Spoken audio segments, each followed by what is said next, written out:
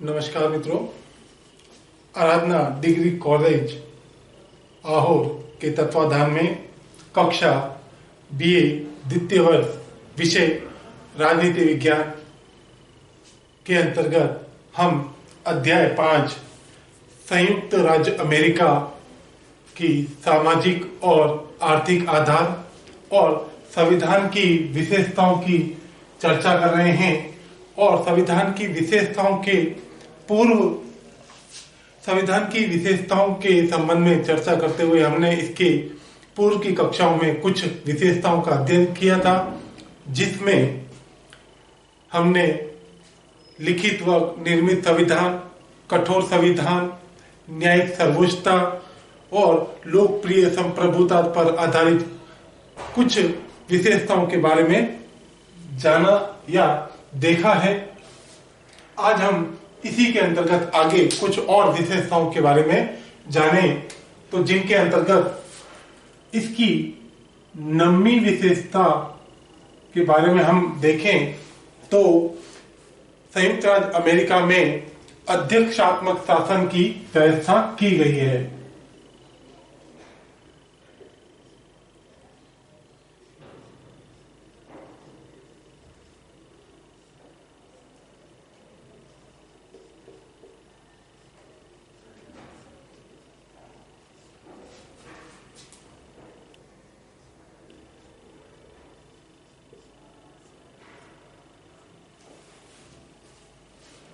संयुक्त राज्य अमेरिका के संविधान द्वारा वहां पर अध्यक्षात्मक शासन व्यवस्था का निर्माण किया गया है और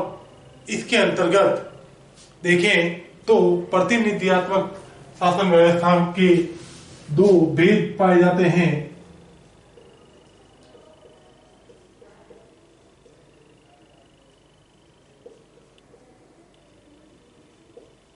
प्रतिनिधियात्मक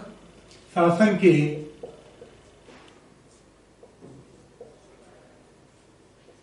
दो भेद पाए जाते हैं,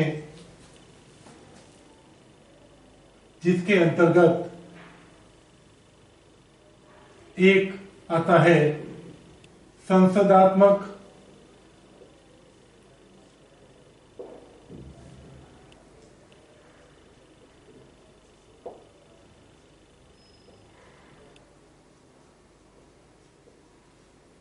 और एक मंत्रिमंडलात्मक।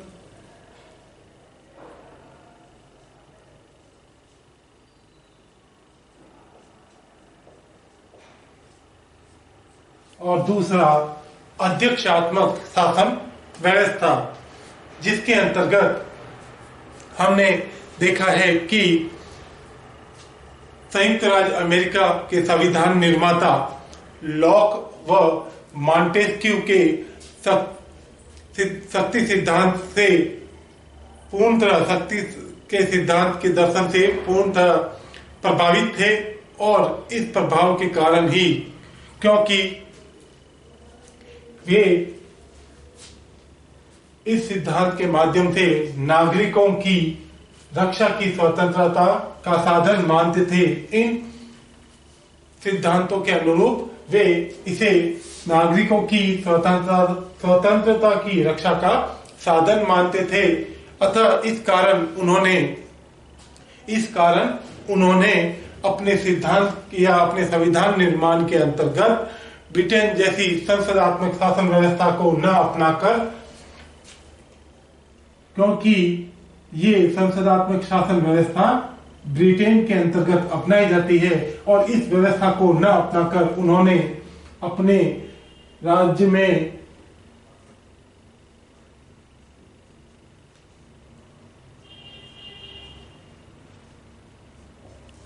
अध्यक्षात्मक शासन व्यवस्था को अपनाया है। और वहीं दूसरी अगली विशेषता के बारे में चर्चा करें या जाने तो अगली आती है सीमित शासन का सिद्धांत।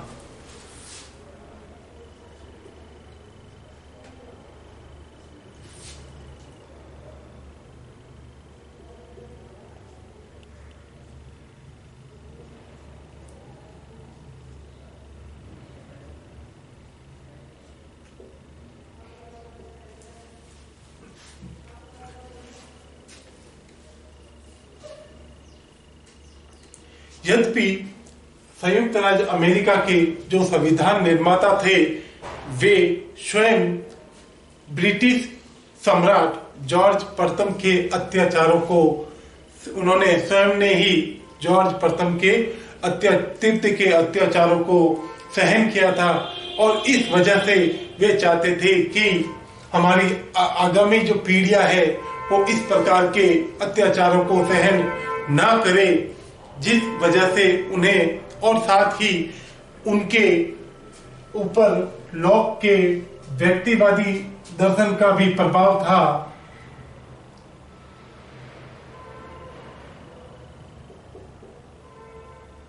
लॉक का व्यक्तिवादी दर्शन का प्रभाव, लॉक के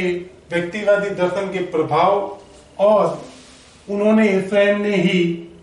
संविधान निर्माताओं ने स्वयं ने ही जो कि ब्रिटिश सम्राट जॉर्ज प्रथम तृतीय के अत्याचारों को सहन किया था, इस वजह से और साथ ही वे शासन को एक न्याय मानते थे, शासन व्यवस्था को न्यास अर्थात एक ट्रस्ट के रूप में देखते थे, जिस वजह से उन्होंने अपने संविधान निर्माण के अंतर्गत जो है उसे सीमित शासन के रूप में प्रभावित करने का कार्य किया। इसकी अगली विशेषता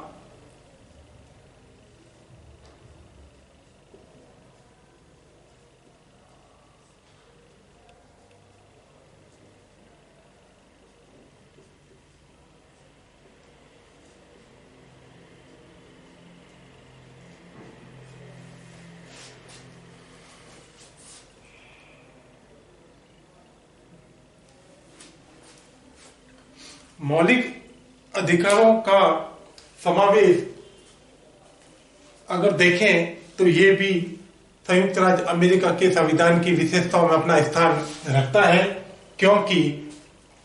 हम जानते हैं कि जो प्रारंभ में फिलाडेल्फिया सम्मेलन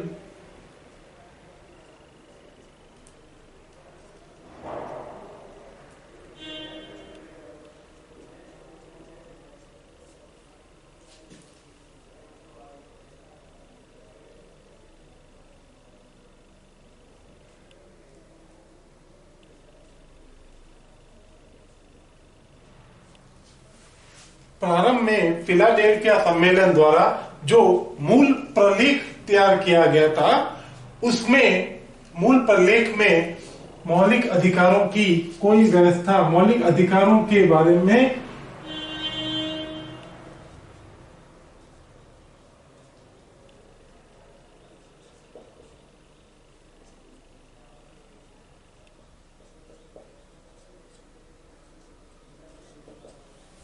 मौलिक अधिकारों का उसमें उल्लेख नहीं था और जिस वजह से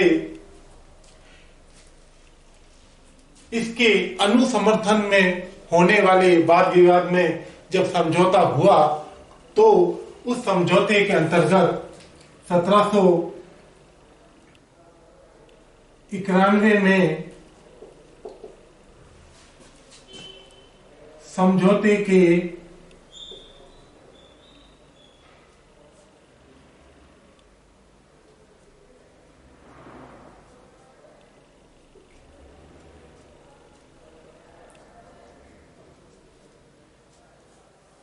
समझौता हुआ और उस समझौते के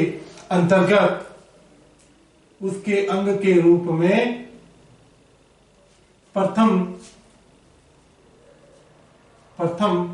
10 संशोधन किए गए, जो कि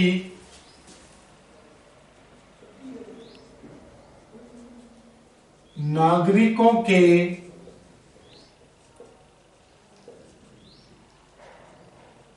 अधिकारों से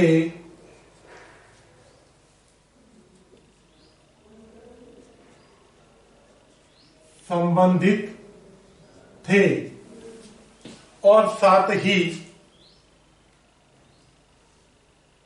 संशोधन 13, 14 व 15 भी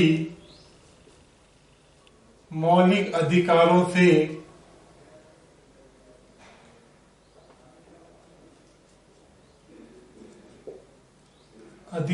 से संबंधित है। नोट डाउन करें।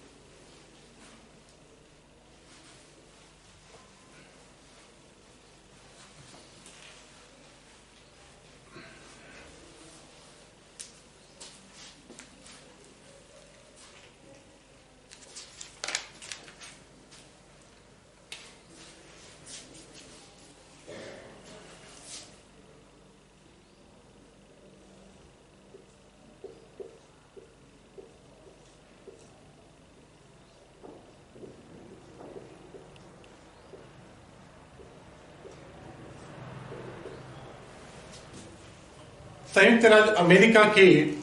अगले संविधान की विशेषताओं में अगली विशेषता आती है हमारी दोहरी नागरिकता से संबंधित, क्योंकि हम जानते हैं कि जिस प्रकार हमारे भारत देश में भारतीय संविधान द्वारा हमारे देश के नागरिकों को नागरिकता से संबंधित केवल एक ही नागरिकता प्रदान की जाती है और वह संपूर्ण भारत की ही नागरिकता होती है। हम किसी राज्य विशेष के नागरिक नहीं कहलाते हैं। उसी प्रकार संयुक्त राज्य अमेरिका के अंतर्गत नागरिकता 2 प्रकार की प्रदान की जाती है।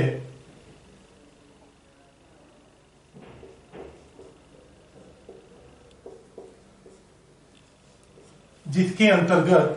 प्रथम नागरिकता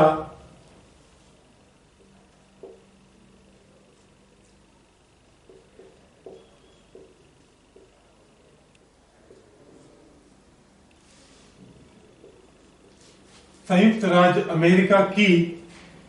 नागरिकता कहलाती है। वहीं दूसरी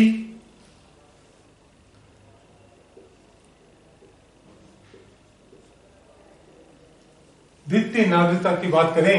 तो उसके जो संघ राज्य हैं संयुक्त राज्य अमेरिका के संघ राज्यों की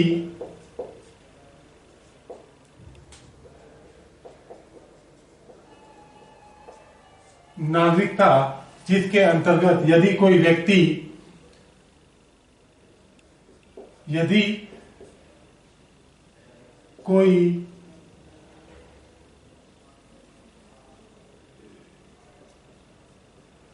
व्यक्ति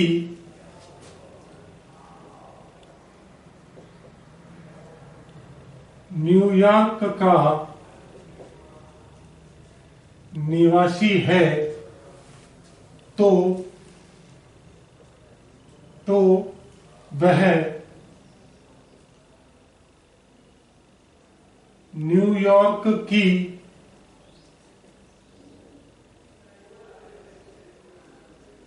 नागरिकता व यूएसए की नागरिकता दोनों ही प्राप्त करता है।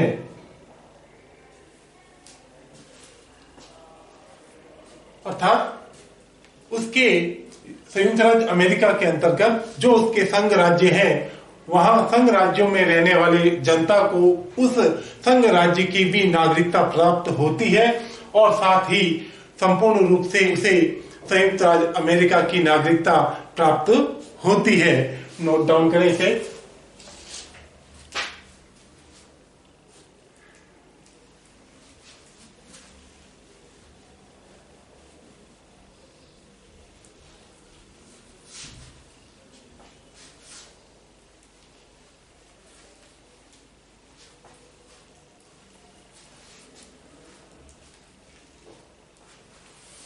अगली विशेषता में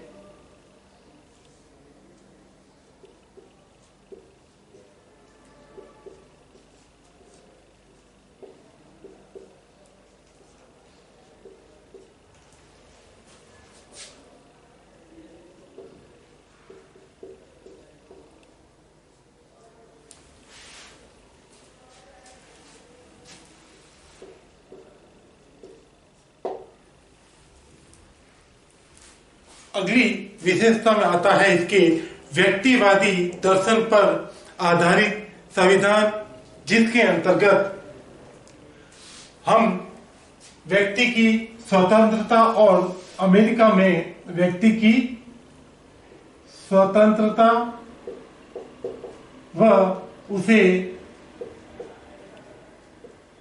संपत्ति का अधिकार भी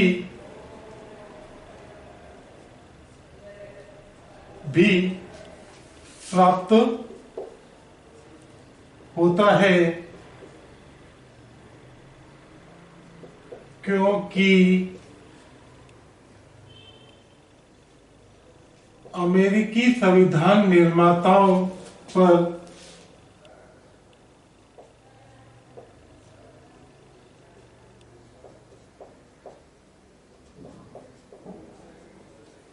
अमेरिकी संविधान निर्माताओं पर लॉक के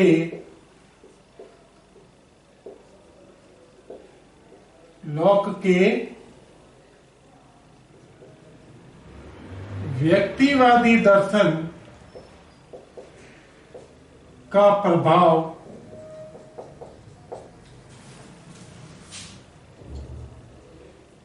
स्पष्ट रूप से नजर आता है और लॉक के इस व्यक्तिवादी दर्शन के आधार पर ही संयुक्त राज्य अमेरिका के संविधान निर्माताओं ने अपने मौलिक अधिकारों के साथ साथ में नागरिकों को स्वतंत्रता का अधिकार और संपत्ति का अधिकार भी प्रदान किया है और साथ ही उन्होंने अपनी स्वतंत्र आर्थिक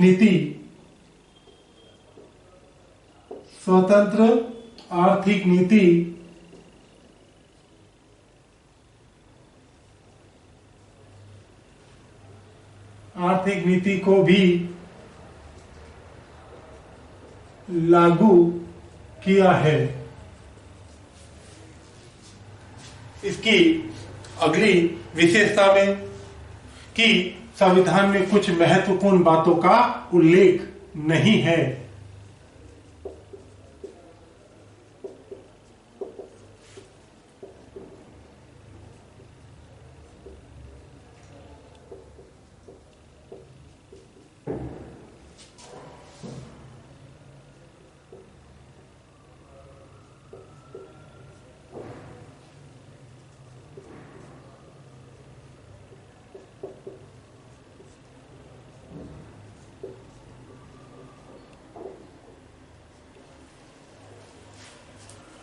जिस प्रकार हम भारतीय संविधान की बात करें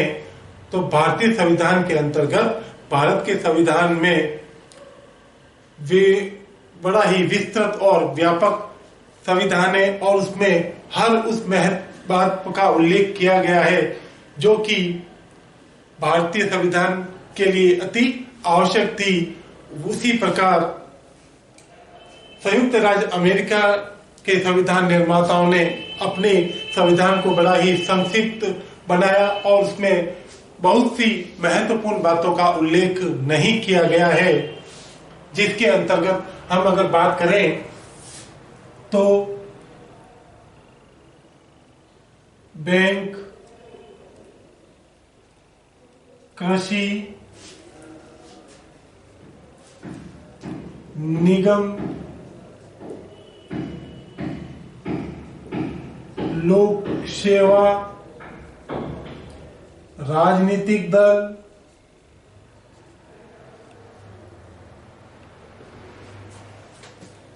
शिक्षा आदि महत्वपूर्ण विषय जो है, जिनके बारे में संयुक्त राज्य अमेरिका के संविधान के अंतर्गत बिल्कुल भी नहीं लिखा गया है। और इसी संदर्भ में मुनरो का कथन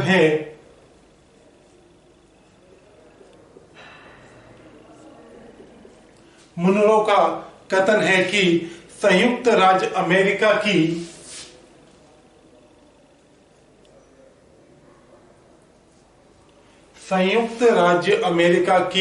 विशिष्टता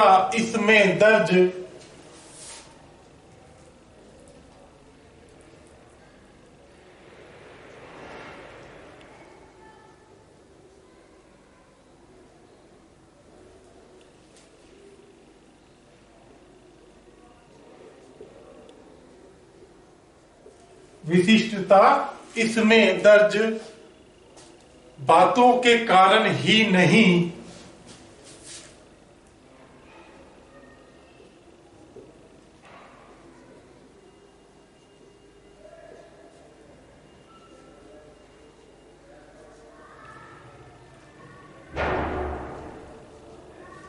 वरन इसलिए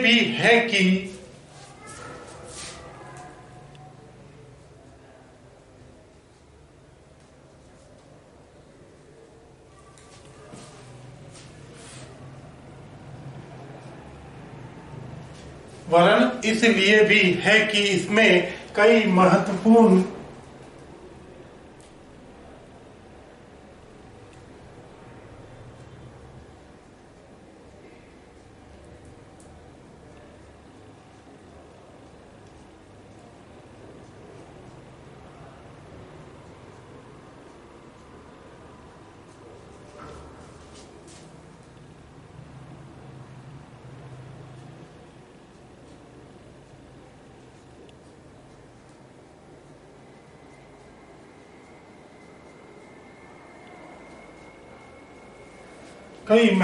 बातों का उल्लेख नहीं किया गया है।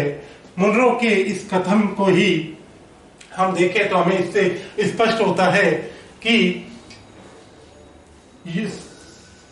संयुक्त राज्य अमेरिका की विशिष्टता इसमें दर्ज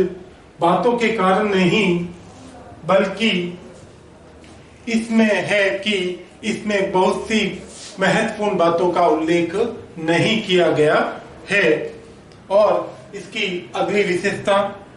नोट डाउन करें।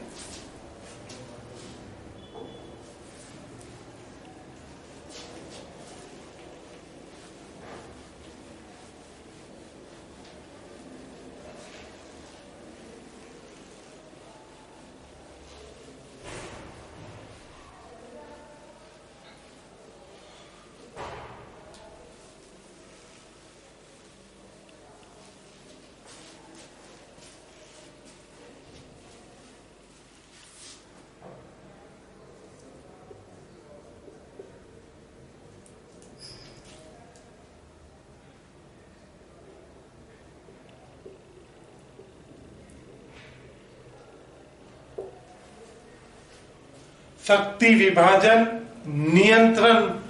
और संतुलन के सिद्धांत पर आधारित।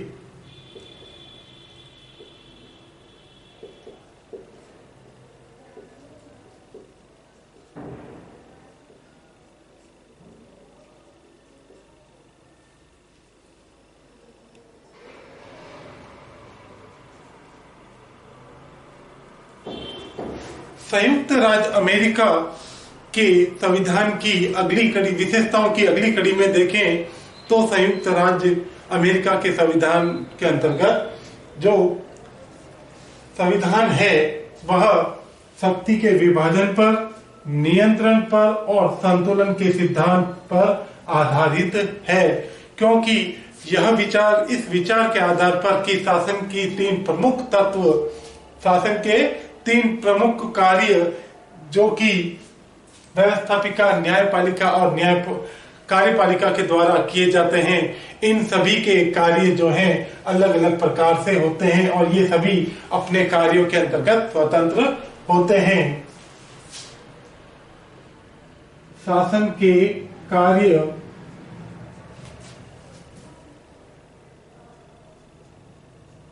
न्याय, प्रशासन, व्यवस्था, ये सभी कार्य अलग अलग संस्थाओं के माध्यम से किए जाते हैं और इन पर किसी भी सत्ता का दबाव नहीं रहता है,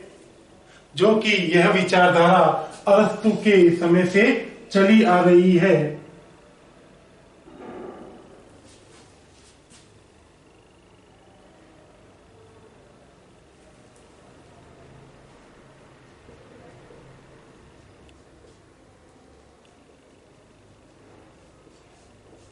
यह विचारधारा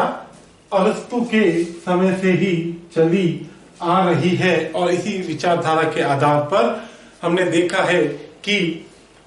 संयुक्त राज्य अमेरिका ने इसे अपने अंदर अपनाया है। और इन सिद्धांतों के बारे में बात करें तो लॉक, मॉन्टेस्क्यू और ग्लैडस्टोन, इनके द्वारा ये सिद्धांत प्रस्तुत किए गए हैं और मुख्य रूप से मॉन्टेस्क्यू के सिद्धांत को मुख्य रूप से अपनाया गया है। मॉन्टेस्क्यू के सिद्धांत को प्रमुखता प्रदान की गई है।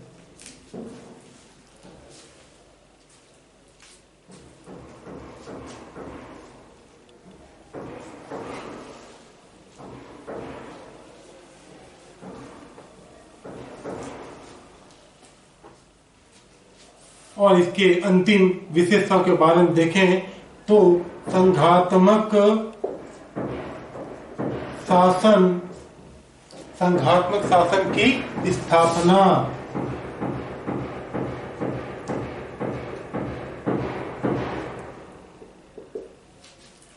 संयुक्त राज्य अमेरिका के द्वारा अपने संविधान के अंतर्गत संघात्मक शासन व्यवस्था को अपनाया गया है और प्रारंभ में 1787 के अंतर्गत परिसंघ के विधान के अंतर्गत, परिसंघ के विधान के माध्यम से परिसंघ के विधान का निर्माण किया गया था, पर कुछ समय बाद ही इस परिसंघ के विधान की निर्बलता स्पष्ट रूप से प्रकट होने लगी और संविधान निर्माताओं को एक नवीन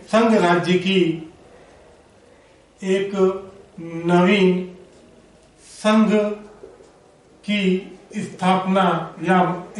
की मांग की जाने लगी।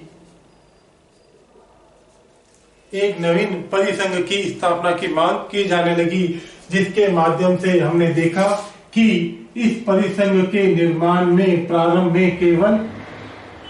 13 राज्य ही या 13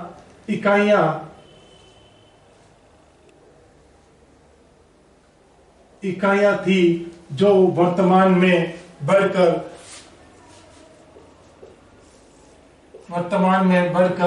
50 से भी अधिक है। धन्यवाद।